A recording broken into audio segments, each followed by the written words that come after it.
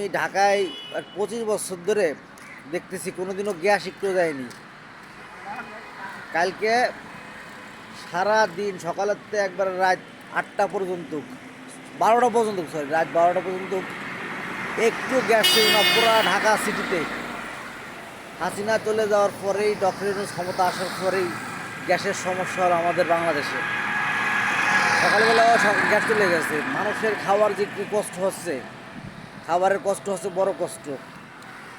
ঢাকায় যদি গ্যাস না থাকে মানুষের কী খাবে রান্না করে?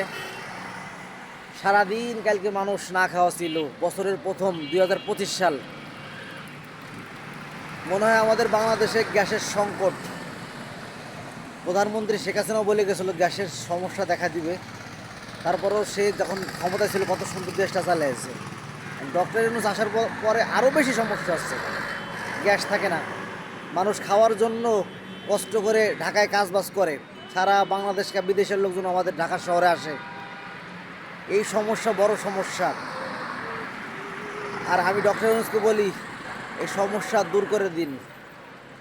আপনাকে সবাই ভালোবাসি আমরা, আপনি শান্তিতে নোবেল বিজয়ী, আপনি ক্ষমতা থাকুন, কিন্তু বাংলাদেশের মানুষ যেন কষ্ট না পায়, আমার বাঙালিরা যেন কষ্ট না পায়।